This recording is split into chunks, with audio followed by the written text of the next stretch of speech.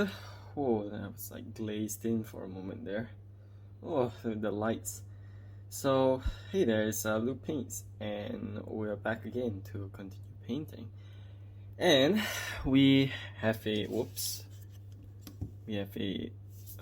particular setup right now, and you can see this is my old wet palette, and it's really grimy. So if you're new to what's going on, you can find the list of paints and brushes at the bottom, the reference of the lights and shadows I'm using, the color chroma, and there's all sorts of stuff going on here. So we'll pick up as we go along. And this is the miniature that I'm painting, the Bretonnian Sorceress, and I can't remember what number of videos this, but it's been going on for a while because I decided to split up to half-an-hour videos and kind of show each step. And we're at the phase where we're pretty much glazing and we're doing the details, and we're doing wet on wet still. We're still wet blending really, and there's really nothing changed about that, but we're just working with thin paints now and just mixed paints. And this is really the only part where I need to work on details, is when I really mix paints for this miniature. Now this is disgusting. Like, look at it. Like, it's like I have medium all over everywhere, and like I have my paints all gunked up, and I could salvage this, but I'm not, because it's disgusting. And essentially what I mean by disgusting is that it's at a place where if I try to salvage this, it's going to ruin my my perspective of color and my observation. So I have these tiny little bottles that I use to keep the old paints. You can see that it's gray, right? So we're gonna salvage these paints over here, and we're gonna remove this for a moment and just kind of close this up in half. And what I'm going to do is that I'm going to take this, and I've removed the lid over here, and we're just gonna push this to the side, and we just kind of move my bottle over here, and I'm just going to, whoa, I can see that I've got paint on my hand almost immediately. We're gonna remove this, and we're going to actually kind of squish and press all the paints in. Now what we're going to do next is we are going to get another wet palette, and I'm going to actually, well, move a new set of paints on that wet palette. And this essentially what I'm doing right now is I'm creating a gray paint of my own that I can use later on. And it's well, it might look really disgusting, and it's a bunch of paints, but paints are expensive, especially if the paints are good. And these paints are from a mix of golden and all that. So rather than just waste them, I'm just kind of putting them together so they make a gray, and I'm just using whatever paints that's kind of left and kind of salvaging them. Look at my hands, a mess. And that's great, because I'll just wipe them off with tissue. Just wipe off my surface over here a little bit, and these are pretty much all the paints that I have collected throughout. And it's a really flat gray. Like on the top it looks kind of bluish because gray is in the blue spectrum. So we'll just cover this up and move it to the side. And this is pretty much you guys just kind of seeing how I actually do things in my personal process. And I'm just gonna clean my hands a little bit because I have some water. I have a spray lying around, which I just kind of use to clean myself. And this is how it looks like. It's just a bottle like this, and I just kind of use it to spray. And I typically actually use this to moisture my wet palette as well.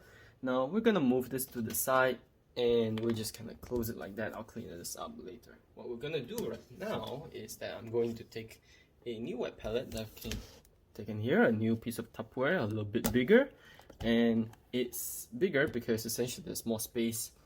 Look at that, clean water, clean sponges, and the sponges this time are actually white. So I've had the liberty of putting this this wet palette together so that I can, well, not have to color judge, because my last wet palette, like, the sponges were kind of like on the purple side. And the problem with working with sponges that are a little bit different color, you can't really judge the color as accurately. However, I've just kind of gained the sensitivity over time to know how to balance those colors out. Now we are going to go ahead and place our paints again, and we're going to place our paints actually differently this time, because we are going to be mixing them.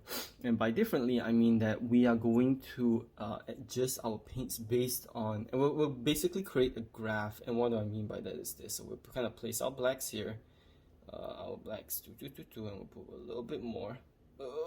Oh, a lot more.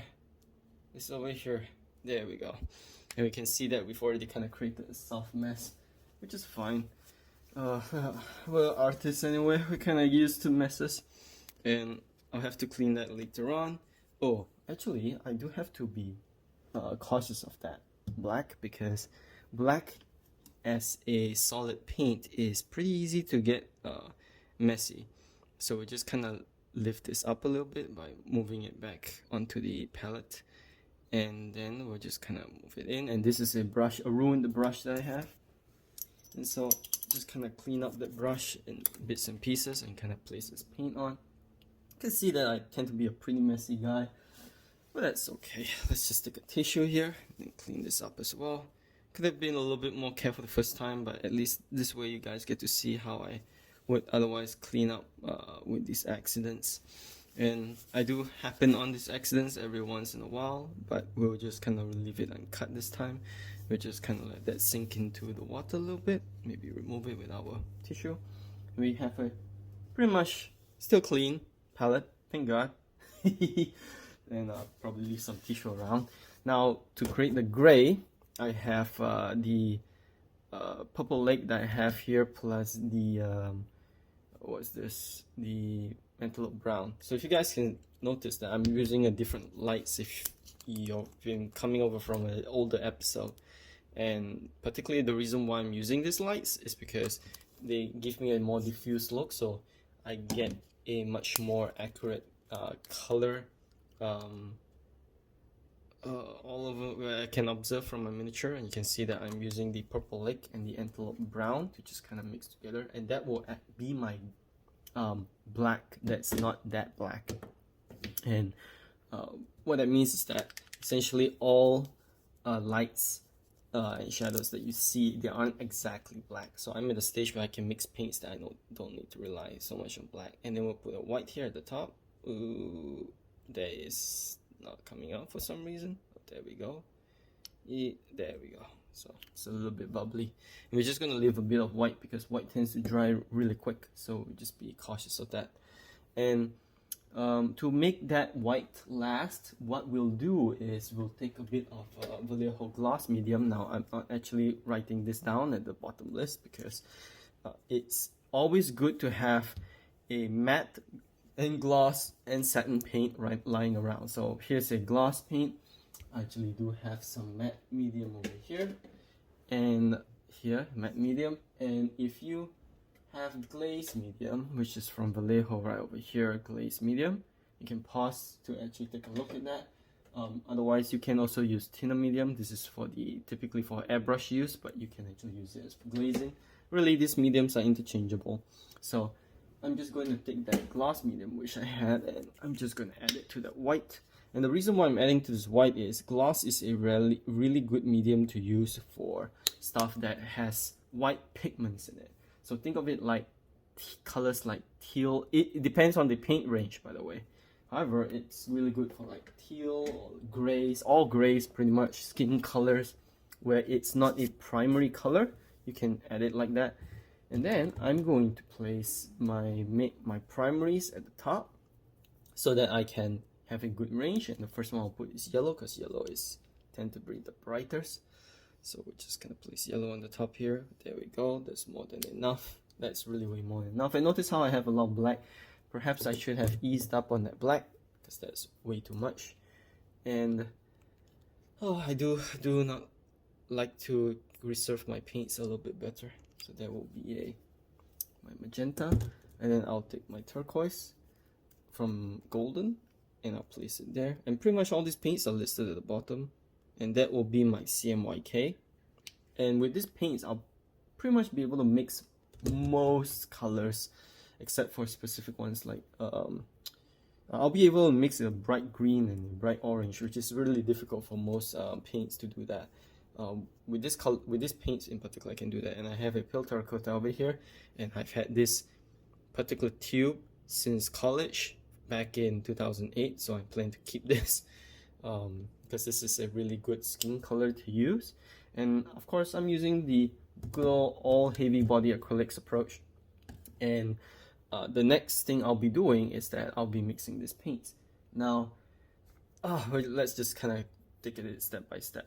Now, the reason why we're gonna mix our paints and we're not going to just take tube bottles is because we do want the colors to be a little bit more natural. I have an art background, and so I am taught about how to mix paints the proper way.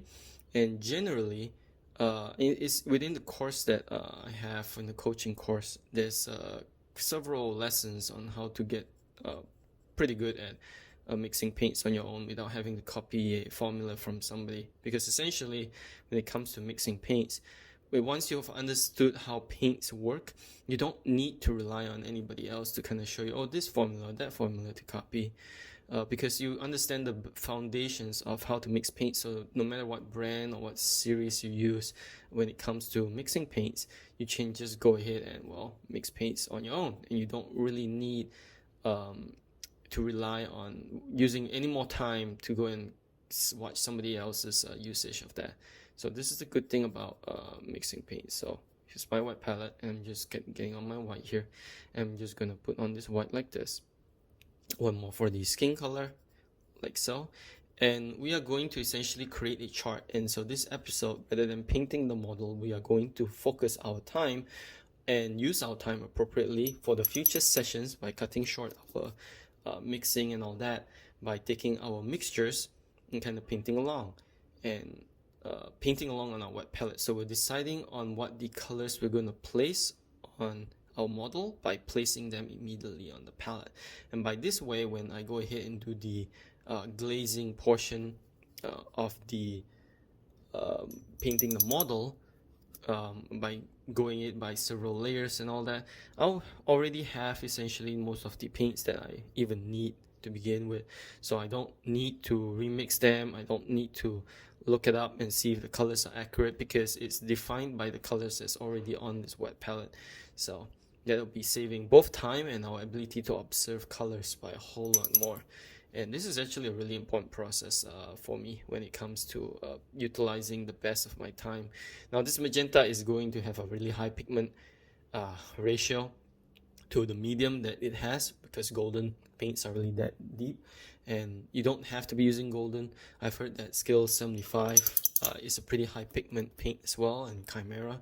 You can essentially take any brand or series that prides itself on using high pigment quantity versus in the ratio of mediums to paint pigments, and just get that paint and just kind of like mix along, because high pigment count is generally used for canvas painting, and so we are going to use it for that. So now notice how I'm actually increasing the amount of magenta count over here, and that's because magenta tends to be pretty rich in the paint pigment, and the further along we go to the blacks, depending on how we use them, we want to make sure to have a pretty high count for when we mix into our blacks. Otherwise, it's just not going to show as much. We want it to be more saturated, not less saturated.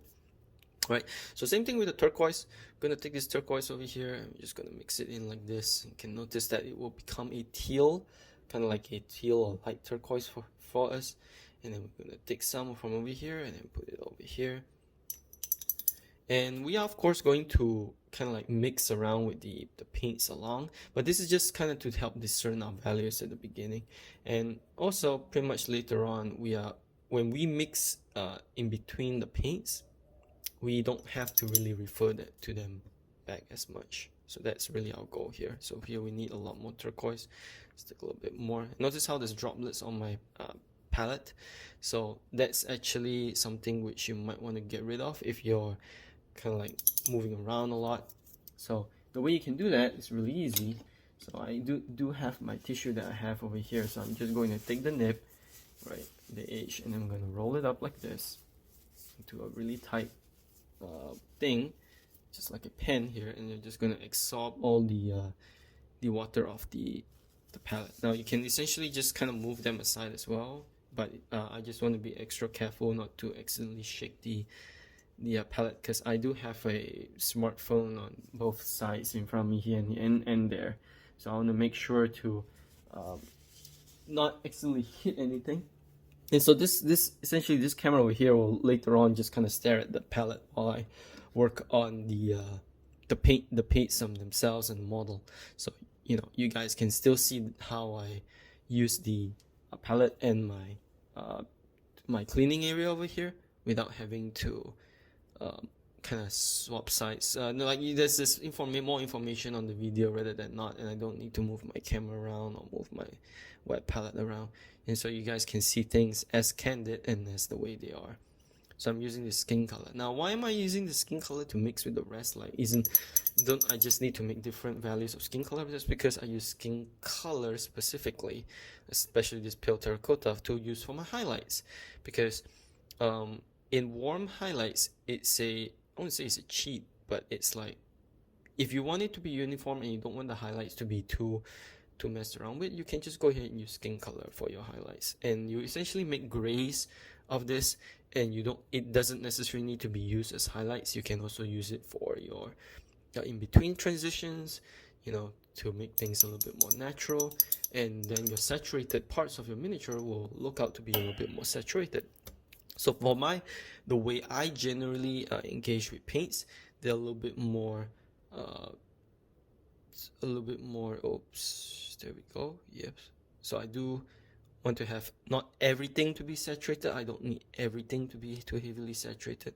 And notice how I don't actually bother cleaning my brush too much while I'm doing this, because I don't need to. I just want to get just enough, so I'm going at it step by step. And notice how that immediately becomes a red. What it says is that blood red is essentially has magenta in it, but they also have traces of like brown and gray. It's not a pure primary color. Let's just add this into the turquoise. There's a bit of turquoise. The turquoise pigment is actually pretty strong, so this part we're gonna clean off, and we're gonna continue taking our brown that we have, or gray. I rather refer to it as a gray sometimes, because essentially a brown is a mixture of all colors, and so this is a very dirty turquoise, and it's just nice enough. Okay, and then we're gonna take this and then put it on our skin color, and notice that skin color will immediately become like a brownish gray. Okay, so that's what we need, and it's very similar to the yellow. There we go. Now we are also going to mix this black in on very specific moments, so we won't actually mix those yet. What we'll do is we'll just go ahead and create a intermingling between our primaries. Now first off, I should probably clean the small little in-betweens over here. And so in painting, as we're taught in school, as a fine artist especially, you need to, in illustration, during traditional, you should see spending as much time as possible while you're mixing paints to get the paints that you need.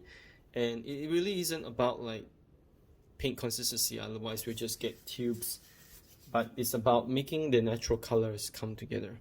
Right, so we're just gonna take out yellow, put it over here, take a little bit more, because that magenta is going to eat up the yellow, and this I'm saying is from experience. And we're gonna take here, and then we're going to put one more over here, okay, next to our turquoise, because we just want to mix it around. And then we are also going to add the turquoise at the bottom later on. So we just want to take this magenta, move it aside over here, and that's actually more than enough. We just kind of take more of this magenta, move it aside over here, and we're just gonna create like this small little left to righty, and then we're just gonna take this turquoise, mix it here. You notice how that immediately becomes like a indigo or very dark blue, and that's what we want. And then we're gonna take our turquoise, one dab, two dab, three dab, we get a green, a nice, really nice green too. And we probably need a little bit more of this green before the dress later on to unite, but not a lot at all. Just let's see, more than enough. And look at that green, it's actually pretty bright too, so we could actually afford to take more of this yellow, plop it in here, right? Maybe take a little bit more space here, because we could afford to. take a bit of the turquoise, a little bit more. Nice. So we have just a nice enough green for us. We can always just wet blend in the form of a very thin glaze in order to make that that transition a little bit more brighter later on. And what else? Okay, so we need to take our magenta here, and then we mix it with this yellow to get just a nice enough. Oh, we are leaning on the red side because we had too much magenta. So if we have this kind of like reddish orange, and we're gonna put a little bit here later on because we do need a little bit more of that as well for the skin. We're gonna take more yellow. This way we have a little bit. There we go. We have our orange, and we can always take a little bit more. Actually, I'll take a little bit more and add it in to get a brighter yellow. I want a bright yellow. Oh, I want a bright orange. That's what I mean to say. Okay, and then we're going to what's that? So I mix it here, right? And we're gonna mix it here. Where was I? I was like kind of lost from. Okay, so I mix the turquoise. Oh yeah. So we have this, and actually no, that's all we need. But you know what? I'm just going to take just for around here. Take this teal that's been mixed with this white. Just take a little bit of that, kind of even it out, and then we're gonna mix it in this. See what we get. Oh, look at that! We got an indigo, and so the indigo will actually be useful for us later on in our shadows. So we keep that, and it has a really nice blue tint to it. So there we go. Right? So, and how about the skin color? Well, we'll leave the skin color because it's kind of chalky. We don't want to really like get it all around. But what we'll do is that we will take in a little bit of our flow improver now. So I have, you can take any flow improver, but the flow improver I'm using is like from Winston Newton's flow improver. And you can just kind of, I use a pipette. So I have a pipette over here. And this is literally like what I'm doing. I have a filled up pipette. I don't know if you can see it. There we go. And then I'm just going to drip a little bit onto each of the colors that I know are going to dry up sooner. So the colors that tend to dry up sooner are the yellows. But I know that this yellow is dumped in with gel by Golden. If you're using any other brand, it might dry up sooner. So I'm going to mix it to the parts that actually have more white in it, like this. And it's just going to be enough. And then after that, oops, it's a little bit too much. I'm going to drop the rest of my flow improver into my dirty water. So when I clean my paints later, my brush, I won't have to worry too much about it getting dirty. And then one more is that, so I have this bottle of glaze medium by Liquitex, and that's actually going to be our medium of choice. So we just kind of open that real quick. It's a new bottle, I believe. Let me just kind of push this aside, and yes, it is a new bottle. So this is a really new bottle. It's great. We just kind of open it up. You can see that it's kind of like this satin thing, and I actually have some medium right on top of here, so I don't really need to go and take it from the rest of the bottle and just kind of use this kind of glaze over like this.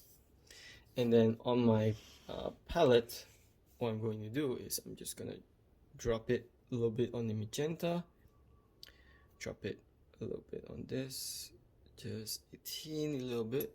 Wash my brush, take a little bit more. I'm going to toss this thing away, so I don't really need it. It looks like a pearl, isn't it? An iridescent pearl.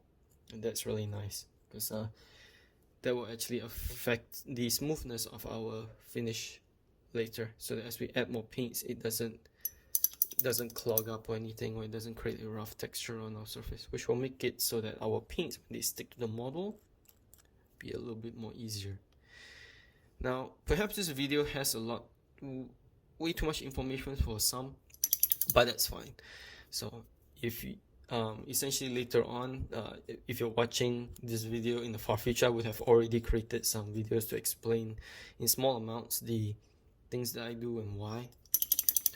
So just kind of place it a little bit like so. Okay.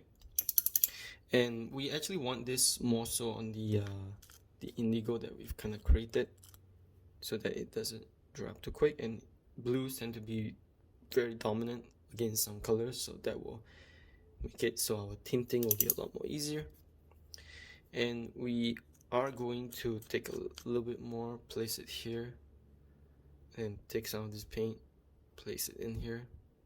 And notice how it's an indigo too, and it's a little bit on the purple spectrum, just a little bit more purple. It almost looks like blue ink, doesn't it? So we're gonna take a bit of white, tap into that, and notice how I'm taking quite a lot of white because blue is very dominant. You need to keep that in mind when mixing this. Okay, so now that we have that done, let's just toss this away before it sticks to my hand. Close up our glaze medium. And we're just going to take since we already have a flow improver inside this bottle here, I'm just going to move this aside. And now we can finally get to painting our miniature. Now we're just going to look over in miniature and just kind of plan a little bit more thoroughly. As of right now, the miniature seems really dark just because I don't have the lights as bright. So there we go. Just move on one light. I have two lights around me in order to kind of shine it on the miniature a little bit, and we can see that this miniature has a really strong satin finish. That's not what we want at the end. We want a matte finish. However, for this model anyways, because I'll be taking photographs of it, and I don't want that shine getting in the way of colors. But right now, the colors need a lot of unity because they are really messy. They're a bit too expressive and they're all over the place. So we need to kind of ease out all those colors. We won't worry about the sword just yet because that's really an undercoat for those colors. But for the most part, it's all coming together, except it's not neat. And so with this lighting, we can see clearly where are the colors that's not very neat, and then we'll kind of address them. All right? So just kind of zoom out for a moment, a little bit. Place this to the side, make sure that we can kind of see what's going on here. So now let's just kind of take a look at what we need to do. The last time we were going to continue adding some patterns on the chaser. So with the last few minutes of this video, I'm going to do that first. And the way I'm doing that is I'll be doing that with white. Now, so we're gonna freehand that continue freehanding that pattern on that chest piece with white. Just going to go at it really carefully. And let's just stipple a little bit, like so. Okay. This will probably take us a little while. It's no problem. We'll just do one side first, and for the next video we'll continue on. Because getting our wet palette ready for the detailing stage is actually much more important than anything else. Just concentrating on the breathing so that we can kind of focus on what we're painting. Just making sure we add a little bit more pigment as we go along. The bottom here.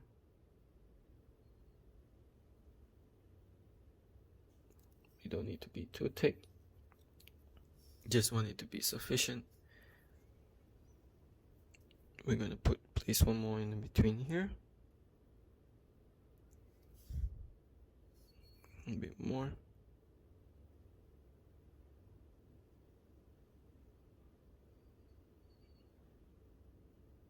Bottom here as well.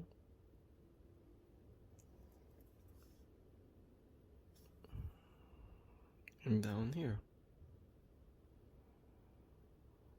Okay. So if the shapes aren't too natural or too easy, we just want to get the impression of it first. We can clean it up later. But as accurately as you can now actually helps save a little bit of work later on. Bit too much white there. There we go.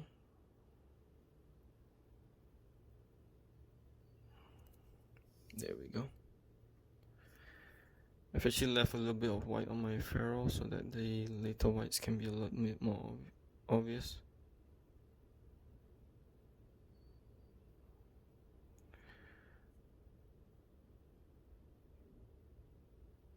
Okay, here as well.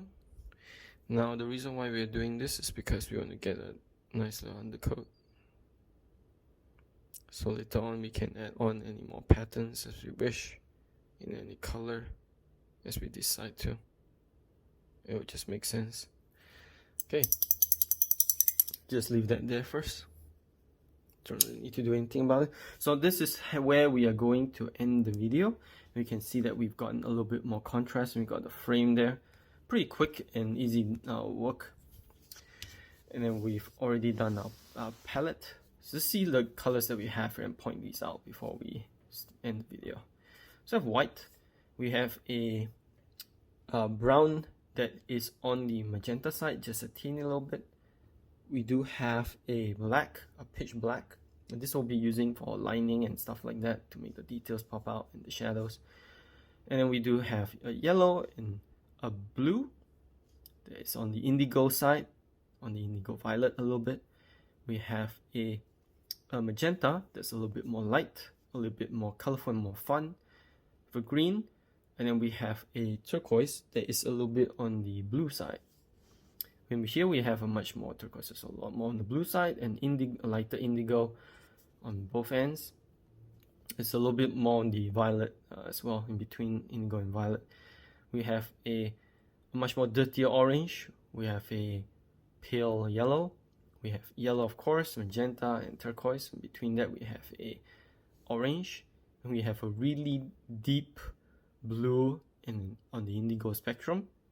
We have, for the shadows, of course, with a nice pink, and then we have a reddish, much more on the orangey side, a little bit on the vermilion, and then we have our skin tones at varying different degrees. And over here, later on, we'll be working on this to make the much more dirty colors. We've also left a convenient space for us to mix our colors in between as we need to. Alright, so that's all. Now remember guys, in any painting or really anything, it's important to learn from others, discover more of yourself. Now take care.